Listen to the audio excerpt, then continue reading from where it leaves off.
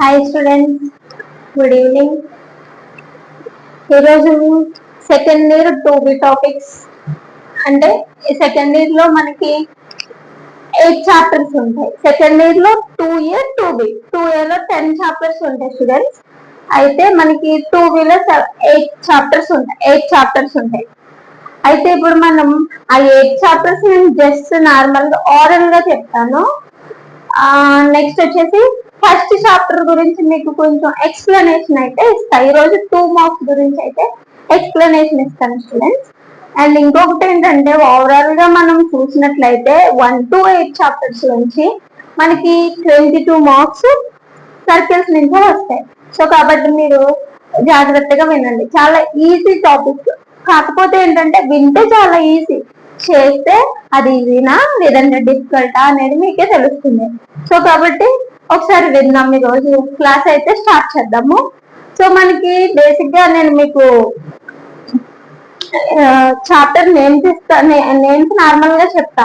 Calculus part అని ఒక part, geometry part అని ఒక పార్ట్. అంటే మనం ఫస్ట్ ఇయర్ 1B లో ఎలా అయితే జియోమెట్రీ క్యాలిక్యులస్ చూసామో, ఇక్కడ 2B మ్యాథ్స్ లో కూడా క్యాలిక్యులస్ పార్ట్ ఒకటి, జియోమెట్రీ పార్ట్ ఒకటి చూస్తాం. అయితే ఇప్పుడు మనకి ఈ జియోమెట్రీలోకి వచ్చేసరికి 5 యూనిట్స్ ఉంటాయి. అయితే ఇప్పుడు మనకి 5 యూనిట్ లో ఫస్ట్ యూనిట్ వచ్చేసి సర్కిల్స్ అమ్మా. ఓకేనా? ఈ సర్కిల్స్ నుంచి మనకు ఓవరాల్ గా 22 మార్క్స్ వస్తాయి. ఎలా వస్తాయంటే 2 2 మార్క్స్, ఒక 4 మార్క్ వస్తుంది అండ్ 2 7 మార్క్స్ వస్తాయి. 2 7 మార్క్స్ వస్తే ఒక 4 మార్క్స్, ఓవరాల్ గా 22 మార్క్స్ మీరు గెయిన్ చేయొచ్చు ఈజీగా.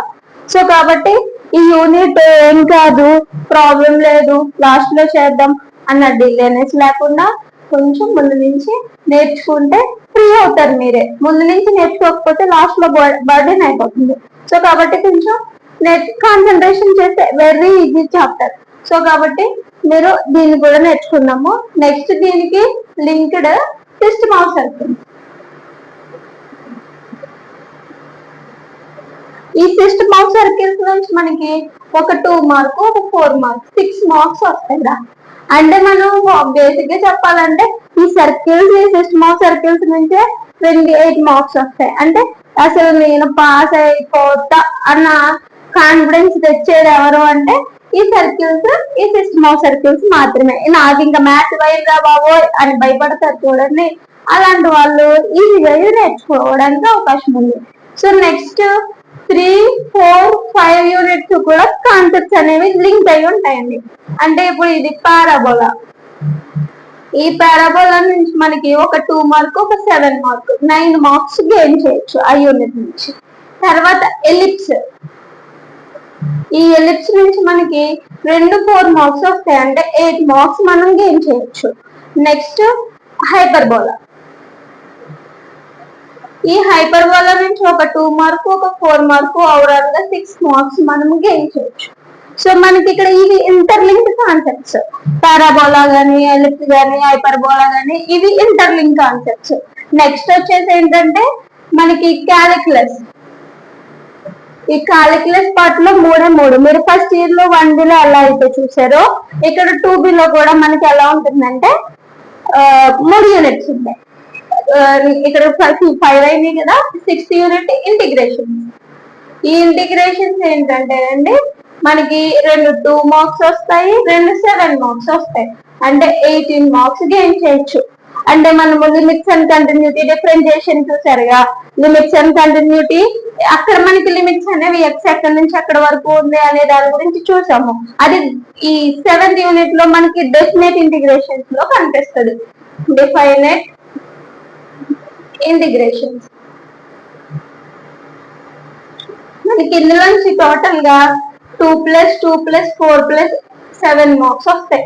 అంటే ఓవరాల్ గా మనకి 15 మార్క్స్ గెయిన్ చేయొచ్చు. అండ్ లాస్ట్ యూనిట్ వచ్చేసి డిఫరెన్షియల్ ఈక్వేషన్స్. మనకి ఇంటిగ్రేషన్స్ డెఫినెట్ ఇంటిగ్రేషన్స్ వచ్చినాయా, ఈ డిఫరెన్షియల్ ఈక్వేషన్స్ అనేవి దట్ ఈజీ.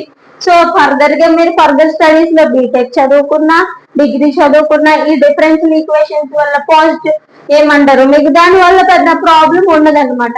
ఇది రాలేదనుకోండి, అయ్యి బాబోయ్ నన్ను ఇది వెంటాడేస్తుంది వేటాడేస్తుంది, నాకు రాదురా బాబు, నీకు దండం రా బాబు అని నువ్వు అక్కడ బాధపడాలి.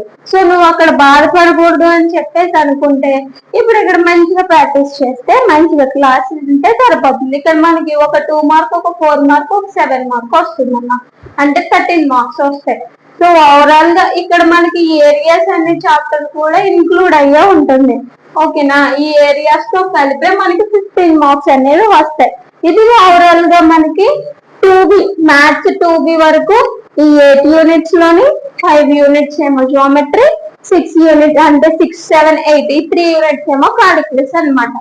సో ఓకేనా, థ్యాంక్ యూ.